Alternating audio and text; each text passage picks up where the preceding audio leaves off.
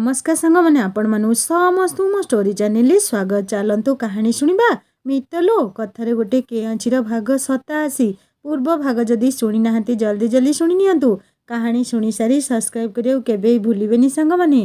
फूलर गालीचाटीए किए बिछेई देइछि जेमिति आज लेखार चला पथरे से धीरे धीरे पाद बढ़ई चली तार चिर बांछित चिर ईस्पित प्रिय पुरुष पाखकू।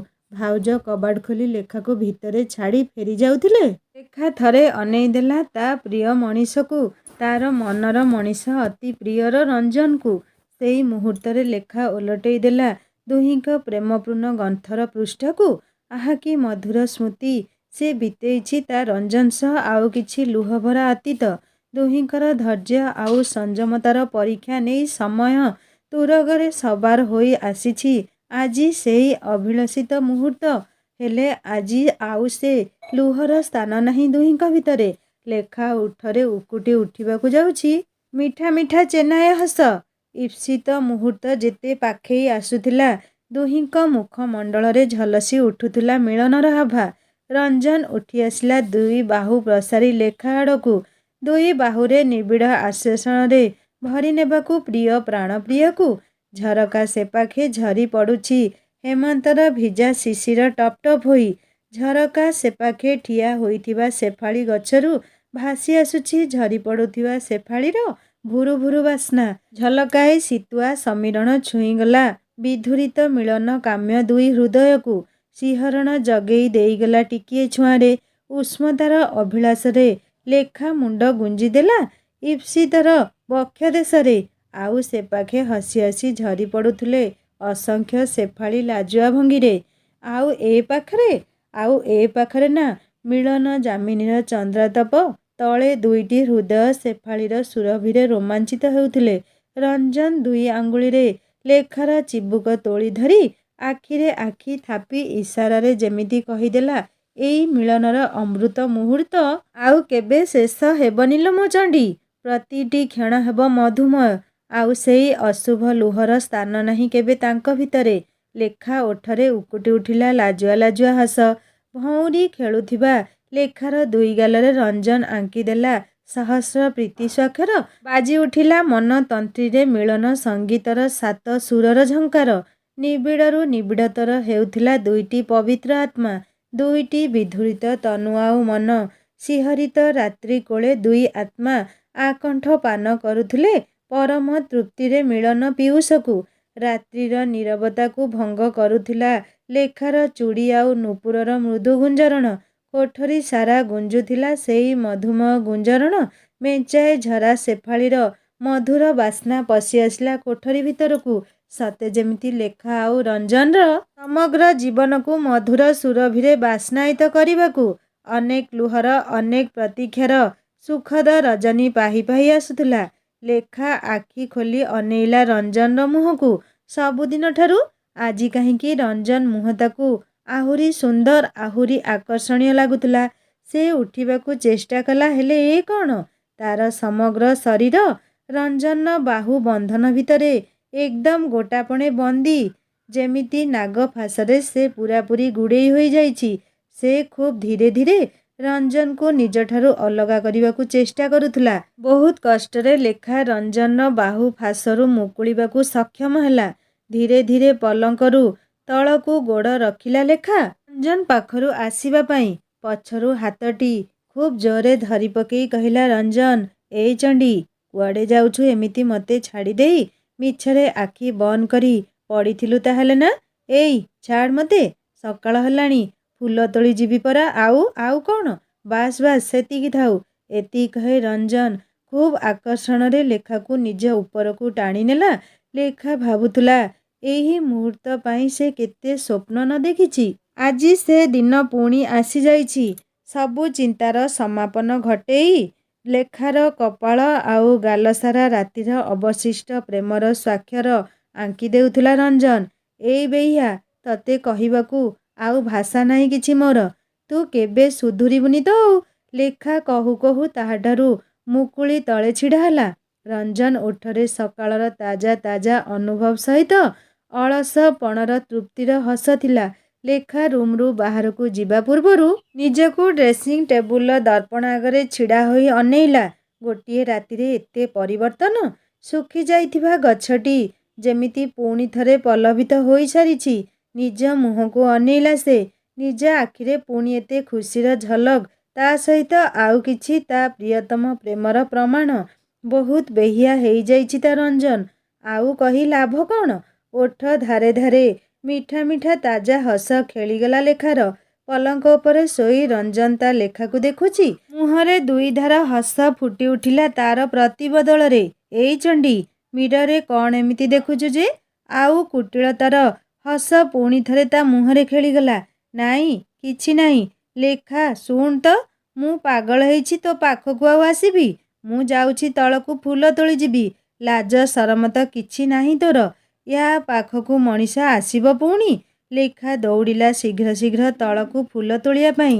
ରଞ୍ଜନର ମା ଉଠି ସାରିଲେଣି କେତେବେଳୁ। କହିଲେ, ଆରେ ମା ଲେଖା, ମୁଁ ଫୁଲ ତୋଳି ଆଣିଛି।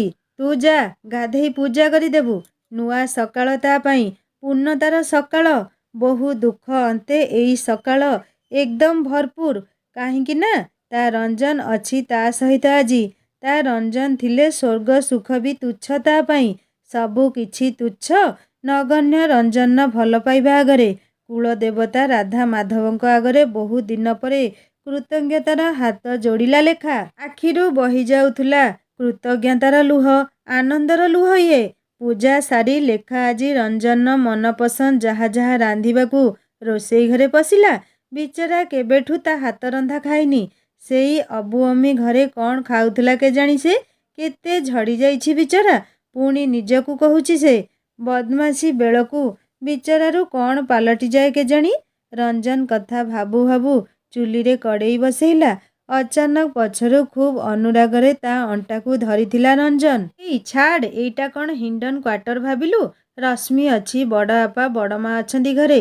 କିଏ ଦେଖିଲେ କ'ଣ ଭାବିବେ ଆମକୁ? କ'ଣ ଭାବିବେ ତୁ କହୁନୁ? ଭାବିବେ ଆମ ପୁଅ କେଡ଼େ ରସିକଟା ବେହିଆଟା, କେଡ଼େ ଅଲାଜୁକ ହେଇଗଲାଣି ଆଜିକାଲି। ଆଉ କ'ଣ? ଧେ ଚଣ୍ଡୀ, ସେମାନେ ଭାବିବେ ଆମ ପୁଅ ଆମ ହାତରୁ ଗଲା ବୋଲି। ଆମ ବୋହୂ ତାକୁ ତା ପଣତରେ ବାନ୍ଧି ନେଲା କି କ'ଣ ଆଉ? ଦିନରାତି ବୋହୂ ପଛେ ପଛେ ଖାଲି ବୁଲୁଛି। ନା, ସେମାନେ ସେମିତି କିଛି ଭାବିବେନି। ତୁ ତାଙ୍କର ବୋହୂ ନୁହଁ, ତାଙ୍କର ଝିଅ। ବୁଝିଲୁ ବୁଧୁ ମୋର? ରଞ୍ଜନ ସେମିତି ଲେଖାକୁ ପଛରୁ ଖୁବ୍ ସ୍ନେହରେ ଧରି ତା କାନ୍ଧରେ ମୁହଁ ରଖି କହିଲା। ଆରେ ଆରେ ବାଃ, ମୋ ଚଣ୍ଡୀ ତ କେତେ କଥା କହିବା ଶିଖିଗଲାଣି ଆଜିକାଲି। ଏତେ ବୁଦ୍ଧି ତୋର ହେଲାଣି ପୁଣି? ହଁ, କ'ଣ କହିଲୁ ବୁଧୁ ମୋର? ମୁଁ ବୁଧୁ? ଲେଖା ଫେଁ ହସି ଦେଇ କହିଲା, ନା ନା, ତୁ ବହୁତ ହୁସିଆର, ବହୁତ ଚାଲାକ, ବହୁତ ବହୁତ। ଏବେ ଛାଡ଼ ମତେ। କ'ଣ ଖାଇବୁ କହିଲୁ? ଆଗ ପୂରା କର ତୋ କଥା। କ'ଣ ବହୁତ ବହୁତ କହିଲୁ? ବଦମାସଟା ସୁଧୁ। ଛାଡ଼ ସେ କଥା। ଏବେ କହ, କ'ଣ ରାନ୍ଧିବି ତୋ ପାଇଁ? ତୋର ଯାହା ଯାହା ଇଚ୍ଛା ସବୁ ରାନ୍ଧିଦେ। ବହୁ ଦିନ ହେଲାଣି ତୋ ହାତ ରନ୍ଧା ଖାଇନି। ସେ ଆଉ ଶେଷ କରିପାରିଲାନି କଥା ସବୁ।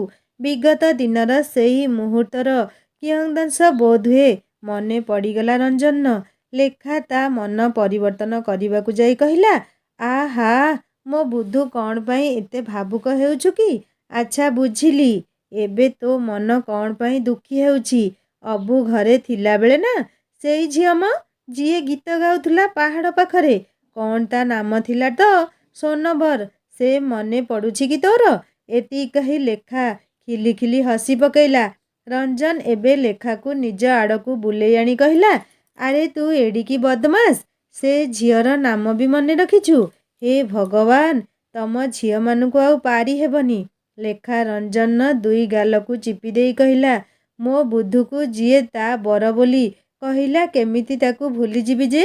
ସେ ତୋ ରଞ୍ଜନକୁ କହୁନଥିଲା ଲୋ, ସେ ତ ରମଜାନ ମିଆଁକୁ କହୁଥିଲା। ବୁଝିଲୁ ଚଣ୍ଡୀ ମୋର? ରଶ୍ମି ରୋଷେଇ ଘରେ ପଶି ଆସି ଭାଇ ଭାଉଜଙ୍କର ଏମିତି ଖଟା ମିଠା ପ୍ରେମାଳାପ ଶୁଣି କହିଲା, ତୁ ଏବେ ରୋଷେଇ ଘରେ କ'ଣ କରୁଛୁ? ତୋର କ'ଣ କାମ ଏଇଠି? ତୋ ଲେଖା ନାନୀକୁ କାମରେ ସାହାଯ୍ୟ କରୁଛି ପରା। ଥାଉ ଥାଉ, ତୋ ସାହାଯ୍ୟ କ'ଣ ଜଣା ଅଛି? ରଞ୍ଜନ ଏଥର ରଶ୍ମିକୁ ଚିଡ଼େଇବା ପାଇଁ କହିଲା, ବୁଝିଲୁ ଲେଖା, ରଶ୍ମିର ସାଙ୍ଗ ଦୀପା ବାହା ହେଇ ସାରିଲାଣି। ଆମ ରଶ୍ମିକୁ ବି ଏଇ ବର୍ଷ ବିଦା କରିବାକୁ ପଡ଼ିବ ଆଉ। ତୁ କ'ଣ କହୁଛୁ? ହଁ, ତୋ ଇଚ୍ଛାରେ ଯାହା ହବ। ମୁଁ ବାହା ହେଉଥିଲି ଆଉ ୟା ଭିତରେ ତୁ 3 ଥର ବାହା ହେଇସାରିଲୁଣି ଭାଇ। ପୁଣି ସେଇ ଜଣକୁ। ମୁହଁରେ ହାତ ଦେଇ ହସି ହସି ରଶ୍ମି ବାହାରିଗଲା। ଲେଖା ଶୁଣିଲୁ? ଏଡ଼ିକି ବକଟେ ପିଲା କ'ଣ କହିଗଲା ଶୁଣିଲୁ? ହଁ, ଭୁଲ ବି କ'ଣ କହିଲା? 3 ଥର ବାହାଘର ସିନା ହେଲା ସେଇ ଜଣକ ସହ। ଲେଖା ବି କଡ଼େଇରେ ମସଲା ଛୁଙ୍କ ଦେଉ ଦେଉ କହିଲା, କ'ଣ କହିଲୁ? ଜଣକ ସହିତ? କାଇଁ ଆଉ କାହାକୁ ହୋଇଥାନ୍ତୁ କି? ସ୍ୱପ୍ନରେ ବି ଭାବିବୁନି ସେ କଥା କହୁଛି। ଆଉ କୋଉ ମିଛ କହିଲା କି ରଶ୍ମି? ତତେ ତ ଠିକ୍ କହିଛି ସେ। ଆଉ ବେହିଆକୁ ଠିକ୍ ହେଇଛି। ମୁଁ ବେହିଆ ନା? ହଉ ଦେଖ ଆଗକୁ କ'ଣ ହେଉଛି। ସେ ଅବୁ ଅମି ଘରେ କ'ଣ ଖୁଆଇଲେ ଯେ ତୁ ଆହୁରି 2 ଗୁଣା ବେହିଆ ହୋଇ ଆସିଛୁ। ଲଞ୍ଚ ଟେବୁଲରେ ସମସ୍ତେ ଖାଇ ବସିଲେ। ରଞ୍ଜନ ଆଜିଯାଏ ଯେତେ ମାନ ଅଭିମାନ ଥିଲେ ବି କେବେ ଏକୁଟିଆ ଖାଇନାହିଁ। ହେଲେ ଲେଖା କ'ଣ ଏଇଠି ଗାଁରେ ସମସ୍ତଙ୍କ ଆଗରେ ତା ସହ ଖାଇପାରିବ? ଏ ନୁହଁ। ମନଟା ଟିକିଏ ଉଦାସ ହୋଇଗଲା ତାର। ରଞ୍ଜନ ବାପାଙ୍କ ଆଖିରୁ କୌଣସି କଥା ବାଦ୍ ଯିବା ମୁସ୍କିଲ। ସେ ହିଣ୍ଡନରେ ବି ଦେଖିଛନ୍ତି ଦୁହେଁ କେବେ ଅଲଗା ଖାଇନାହାନ୍ତି। ସେ କହିଲେ, ମାରେ ଲେଖା, ସମସ୍ତଙ୍କର ଏକା ସହିତ ବାଢ଼ି ଆଣେ ମା। ପଛରେ କ'ଣ ପାଇଁ ଖାଇବ? ଲେଖା ରଞ୍ଜନ ତା ବାପା ମା ଆଉ ରଶ୍ମି ପାଇଁ ବାଢ଼ି ନିଜର ବି ବାଢ଼ି ଆଣି ରଞ୍ଜନ ପାଖରେ ବସି ପଡ଼ିଲା। ରଶ୍ମି କୁଆଡ଼େ ଗଲା? ଖାଇବାକୁ ଆସୁନି କାହିଁକି? ପଚାରିଲେ ରଞ୍ଜନର ବାପା ପିତଆ ସାହୁ। ଉପରେ କ'ଣ କରୁଛି କେଜାଣି? ସେ ଆସିବ, ତମେମାନେ ଖାଇବା ଆରମ୍ଭ କର, କହିଲେ ରଞ୍ଜନର ମା। ରଞ୍ଜନ ବାଁ ପାଖରେ ବସିଥିବା ଲେଖାର ହାତଟିକୁ ଖପ୍ କିନା ଧରି ପକେଇଲା ରଞ୍ଜନ। ଆଉ ନିଜେ ଖାଇବାକୁ ଲାଗିଲା। ବିଚାରୀ ଲେଖା ଏବେ କ'ଣ କରିବ? ତା ହାତ ଖୁବ୍ ଟାଇଟ୍ରେ ଧରିଛି ରଞ୍ଜନ। ଟେବୁଲ ଆରପଟେ ରଞ୍ଜନର ମା ଆଉ ବାପା ଖାଇବା ଆରମ୍ଭ କଲେଣି। ଆରେ ମା, ଖାଉନୁ କାହିଁକି? ବସିଲୁ କ'ଣ ପାଇଁ? ଆଉ କ'ଣ ଦରକାର ଥିଲା କି ତୋର? ଲେଖା କ'ଣ କରିବ ବେ? ଏ ରଞ୍ଜନ ସତରେ ଖୁବ୍ ବଦମାସ ଆଉ ଲାଜ ସରମ ପୋଡ଼ି ଖାଇ ଆସିଛି। ସେ ବି ମୁହଁରେ କୁଟିଳ ହସ ଫୁଟେଇ ସେମାନଙ୍କ ସହ ତାଳ ଦେଇ କହିଲା, ଲେଖା, ଖାଉନୁ କ'ଣ ପାଇଁ? ଲେଖା ଦେହରେ ରାଗରେ ନିଆଁ ଚରିଗଲାଣି ସେତେବେଳକୁ। ଏକ ତ ନିଜେ ଖାଇ ଚାଲିଛି, ଆଉ ତାକୁ ଖାଇବାକୁ ଦେଉନି। ସେ ରାଗିକରି ଅନେଇଲା ରଞ୍ଜନକୁ। ରଞ୍ଜନ ଆହୁରି ମଜା ଦେଖିବାକୁ କହିଲା, ଖାଉନୁ କ'ଣ ପାଇଁ? ଖା, ଆଜି ତୋର ଉପବାସ ତ ନୁହଁ ନା? ସେତିକିବେଳେ ଉପରୁ ତଳକୁ ଓହ୍ଲେଇ ଆସୁଥିଲା ରଶ୍ମି। ରଞ୍ଜନ ଆଉ ଲେଖା ଛାତ ପାହାଚ ଆଡ଼କୁ ବସିଥିବା ଯୋଗୁଁ ତା ଆଖିରେ ପଡ଼ିଲା ଭାଇ କେମିତି ଲେଖାକୁ ହଇରାଣ କରୁଛି ବୋଲି। ସେ ଆହୁରି ବଦମାସ। କହିଲା, ଭାଇ, ତୁ କ'ଣ ପାଇଁ ଲେଖା ନାନୀର ହାତ ଧରିଛୁ? ସେ ଖାଇବେ କେମିତି? ରଞ୍ଜନର ସବୁ ମଜାରେ ଯେମିତି ଧସ୍ କରି ପାଣି ଢାଳିଦେଲା ରଶ୍ମି। ରଞ୍ଜନ ଝଟ୍ କରି ତା ହାତ ଛାଡ଼ିଦେଲା। ଲେଖା କିଛି ନ କରିବି ଯେମିତି ଲାଜରେ ମରିଯିବ। ଏ ବଦମାସ ପାଇଁ ମଣିଷ ସମସ୍ତଙ୍କ ଆଗରେ କେତେ ଲଜ୍ଜା ପାଇଲା ଆଜି। ମାନ ମହତ ସବୁ ଗଲା। ସେମାନେ କ'ଣ ଭାବୁଥିବେ ତାକୁ? ଏଡ଼ିକି ଅଲାଜୁକି ହେଲାଣି ତାଙ୍କ ଲେଖାଟା। ସମସ୍ତଙ୍କ ଆଗରେ ଛି ଛି ଛି ଲୋ। ମନେ ମନେ ଭାବିଲା, ହଉ ଦେଉଛି ଆଜି ତୋତେ ର। ରଞ୍ଜନର ବାପା ସବୁ ବୁଝିବା ସୁଝିବା ଲୋକ। ସେ କହିଲେ, ତମେ ଦୁହେଁ କୋଉଠିକୁ ଯଦି ବୁଲି ଯିବାର ଅଛି କୁହ, ଟିକେଟ ବୁକ୍ କରିଦେବି। ତାଙ୍କ ମୁହଁରୁ କଥା ସରିଛି କି ନାହିଁ ରଞ୍ଜନର ମା କହିଲେ, ଖବରଦାର କହୁଛି, କୁଆଡ଼େ ଯିବା କଥା କୁହନି। 2 ମାସ ଛୁଟି। ସେ ଦୁହେଁ ମୋହରି ଆଗରେ ମୋ ପାଖରେ ରହିବେ। ମୁଁ ସେମାନଙ୍କୁ କୁଆଡ଼େ ଛାଡ଼ିବିନି। ହଁ, ଏମିତି? ଆଖପାଖ କୁଆଡ଼େ ଗଲେ ଯାଅ, ରାତିରେ ମୋ ଆଗରେ ହାଜିରା ଦେବାକୁ ପଡ଼ିବ।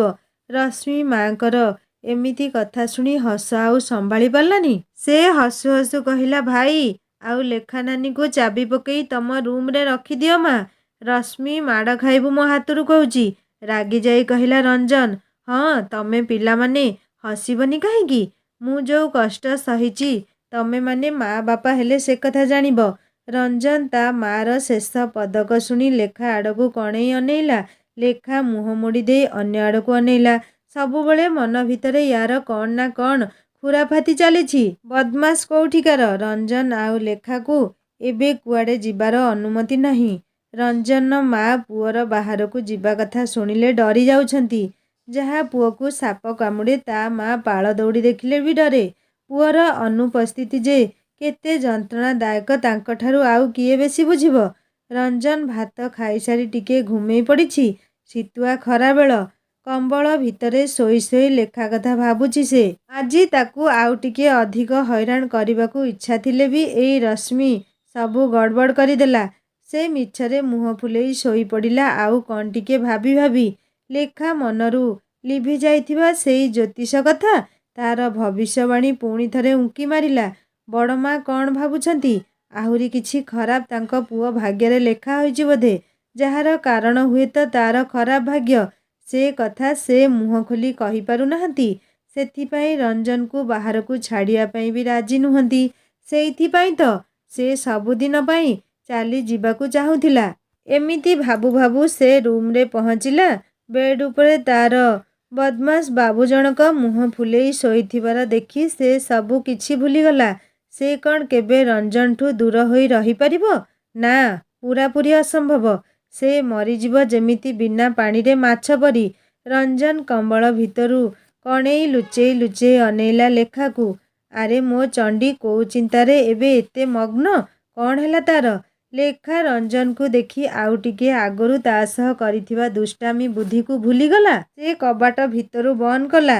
ରଞ୍ଜନ ଭାବୁଛି, ଆରେ ଚଣ୍ଡୀ କ'ଣ ପାଇଁ କବାଟ ବନ୍ଦ କଲାଣି? ମତେ ମାରିବ କି କ'ଣ ଆଉ? ସେ ଆହୁରି ମିଛରେ ଆଖି ବନ୍ଦ କରି ପଡ଼ି ରହିଲା। ଆଉ ମିଛରେ ମୁହଁ ବି ଫୁଲେଇଲା।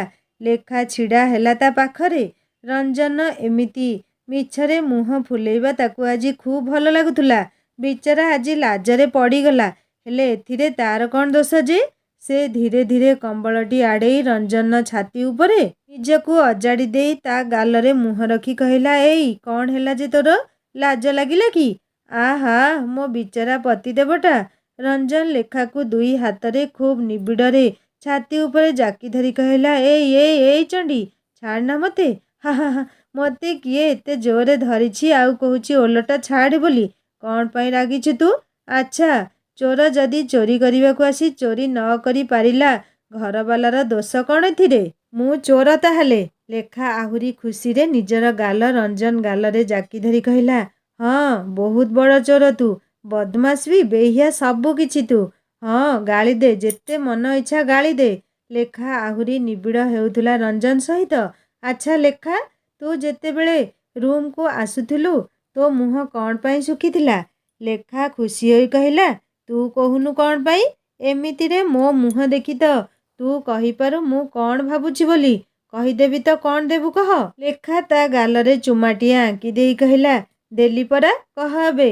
ରଞ୍ଜନ ଅନେଇଲା ଲେଖା ମୁହଁକୁ। ମନରେ ହସି ପକେଇ ଭାବୁଛି, ତୋ ମୁହଁ ଦେଖିଲେ କ'ଣ ଭାବୁଛୁ ତ ଜାଣିପାରେ, ଆଗକୁ କ'ଣ ଭାବିବୁ ବି ଜାଣିପାରେ। ଏଇ କହନା, କ'ଣ ଜାଣିଛୁ? ତୁ ଦୁଇଟି କଥା ଭାବିଛୁ। ଗୋଟିଏ ସେଇ ଜ୍ୟୋତିଷ କଥା। ଲେଖା ଯେମିତି ସେଇଠି ବେହୋସ ହୋଇଯିବ। ସତରେ? ଏ କେମିତି ଜାଣୁଛି ତା ମନ କଥା? ହେ ଭଗବାନ! ଆଉ ଦ୍ୱିତୀୟଟି କ'ଣ? ବାପା ବୁଲିଯିବା କଥା, ମାନେ ହନିମୁନ୍ କଥା କହୁଥିଲେ, ସେଇ ବିଷୟରେ ଭାବୁଥିଲୁ ନା? ଲେଖା ମୁହଁ ପୁଣି ଥରେ ଶୁଖିଗଲା। ରଞ୍ଜନ ଲେଖାର ଉଦାସ ମୁହଁ ଦେଖି ବୁଝିପାରିଲା ତାର ଦୁଇଟି ଯାକ ଅନୁମାନ ଠିକ୍ ତାହେଲେ। ସେ ଟିକେ ବିରକ୍ତ ହୋଇ କହିଲା, ଲେଖା, ଏବେ ବି ତୁ ସେଇ ଜ୍ୟୋତିଷ କଥା କାହିଁକି ଭାବୁଛୁ? ସେଥିପାଇଁ ମତେ ଛାଡ଼ି ଦୂରକୁ ଯିବାକୁ ବସିଥିଲୁ। କେତେ ଗାଳି ବି କଲି ସେଇ ପାଇଁ ତୋତେ। ଏବେ ପୁଣି ସେଇ ବିଷୟରେ ଭାବୁଛୁ?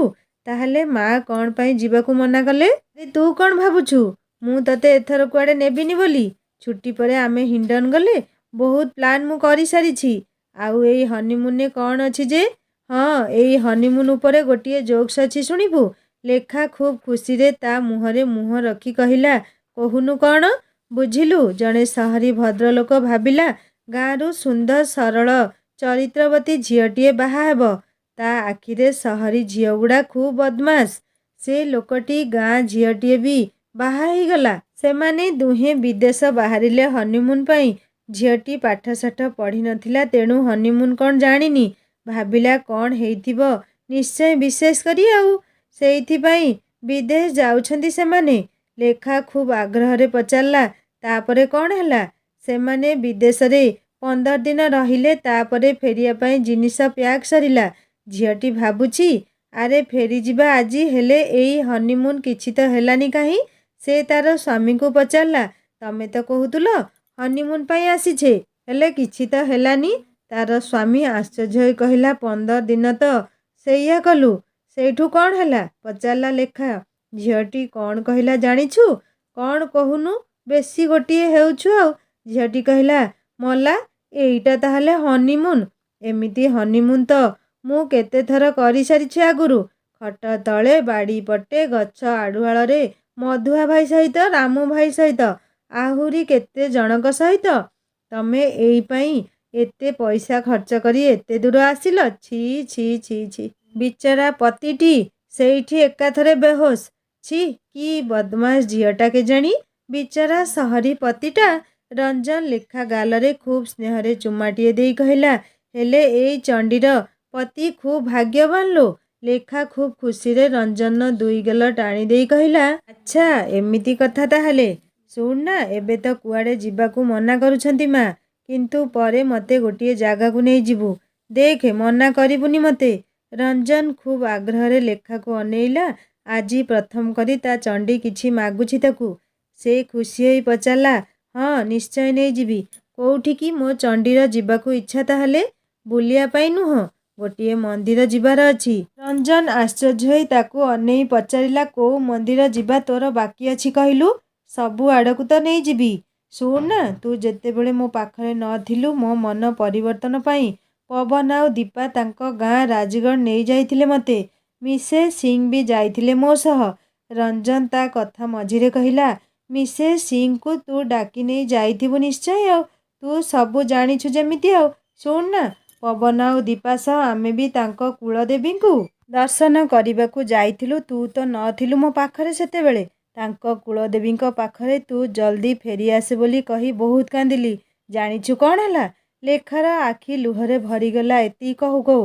ରଞ୍ଜନ ତା ଲୁହତକ ପୋଛି ଦେଉ ଦେଉ କହିଲା, ଏଇ ତୁ ଏମିତି ଆଉ ମୋ ଆଗରେ ଲୁହ ଆଖିରେ ଆସିବାକୁ ଦେବୁନି। ତୋ ବଦମାସ ବୁଦ୍ଧୁ ବେହିଆ ସବୁଦିନ ତୋ ପାଖରେ ସବୁଦିନ ରହିଥିବ ଲୋ। ହଁ ତାପରେ କ'ଣ ହେଲା କହ? ତାପରେ ସେଇ ଦେବୀଙ୍କ ହାତରୁ ନାଲି ମନ୍ଦାର ଫୁଲଟିଏ ଖସିଲା। ଆଉ ସେ ପୂଜାରୀ ନନା କହିଲେ, ଝିଅ ଏଇଟା ତୁମ ପାଇଁ ମାଙ୍କ ଆଶୀର୍ବାଦ। ତମ ମାନସିକ ନିଶ୍ଚୟ ସଫଳ ହେବ। ମନ ମୋର ବହୁତ ଖୁସି ହୋଇଯାଇଥିଲା ସେଦିନ। ତୋ ଫେରିବାର ଆଶା ମୋର ଆହୁରି ଦୁଇଗୁଣା ବଢ଼ି ଯାଇଥିଲା। ସେଇଠୁ ଫେରିବା ବେଳେ କହି ଆସିଥିଲି ତୋ ସହ ତାଙ୍କୁ ଦର୍ଶନ କରିବାକୁ ନିଶ୍ଚୟ ଆସିବି ବୋଲି। ସେଇଠିକି ଯିବି ତୋ ସହ। ରଞ୍ଜନ ଖୁବ୍ ସ୍ନେହରେ ତା ମୁହଁକୁ ଝୁଲିଥିବା ବାଳତକ ସଜାଡ଼ି ଦେଇ କହିଲା, ବାସ୍ ଏଇ କଥା ତ। ନିଶ୍ଚୟ ନେଇଯିବି। ହେଲେ ଆମେ ଯିବୁ ସେଇଠିକୁ।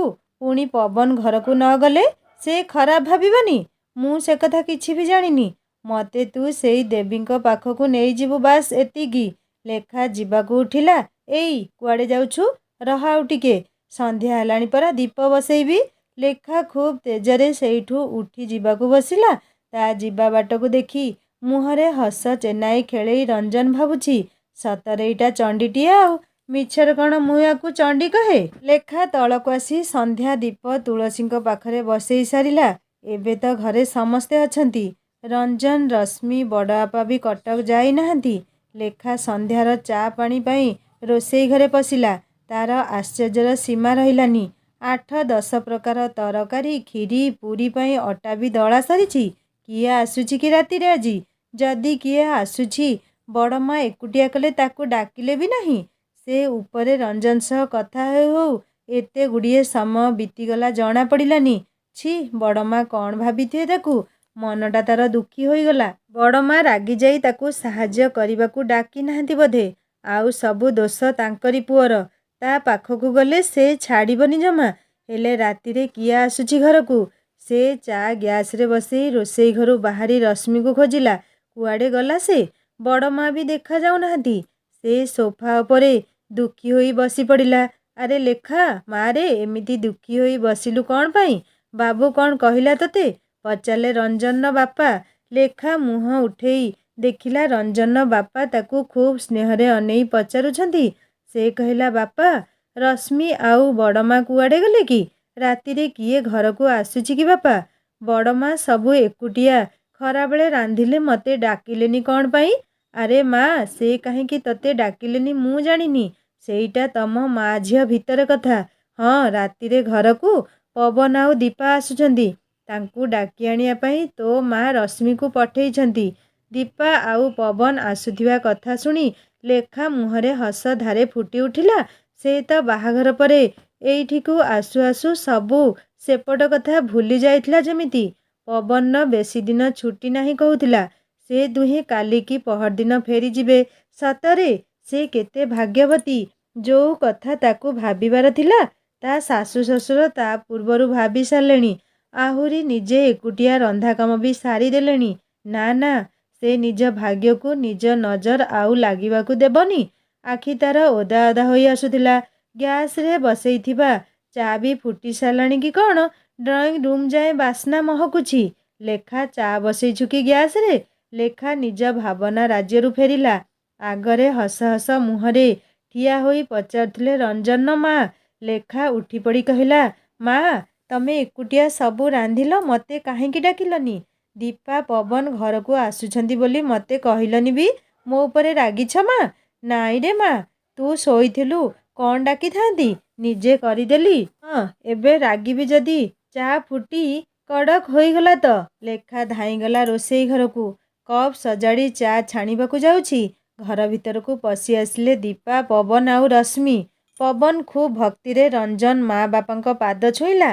कारण दीपा सह बाहाघर तार जो परिस्थिति होइथिला सेतेबेले पीतवास बाबू जणे बापार समस्त विधि संपूर्ण करिथिले बेदी उपरे। से कथा से केमिति भूलिबा आजी। दुही ताकू बड़ पुओ परि स्नेह करती। सेतेबेलू गलुणी एबे आसुछु। रंजन माँ कहिले रश्मि को, मु कौन करी माँ, एई दीपा चारिटा ड्रेस बदलैला। एईटा रंग भल नाही, एईटा डिजाइन भल नाही, एईटा फिटिंग नाही, एमिति चारिटा ड्रेस बदलैला परे पांचटारे ता मन मानिला। महाराणी बाहाघर परे पूरापूरी बदली जाइछि। समस्ते हसी उठिले रश्मिर एमिति कटाक्षरे। पवन पचारला, आम हीरो बाबू कुआडे गले। ताकू माँ नजर बंदीरे रखिछंती। कुआडे जीवा पई अनुमति नाही ताकू। खूब उत्साह कहिला रश्मि। लेखा चा ट्रे धरी किचेनु बाहरु बाहरु रंजन माँ कहिले, सांग माने रंजन माँ कौन कहिले सुनिबा नेक्स्ट पार्ट रे। कहानी केमिति लागिला मते निश्चय कमेंट करी जणैबे। आउ जदि भल लागि थाए सब्सक्राइब करी बेल आइकन निश्चय दबे देबे। देखा हबा नेक्स्ट पार्ट रे। हिंदी स्टोरी चैनल को विजिट करंतु। सुंदर सुंदर कहानी अपलोड हो जाइछि। कहानी सुनी सारी सब्सक्राइब करिया केबे भूलिबेनी। एही कहानीर डिस्क्रिप्शन ने लिंक दे देइछि। रहुछि नमस्कार, जय जगन्नाथ।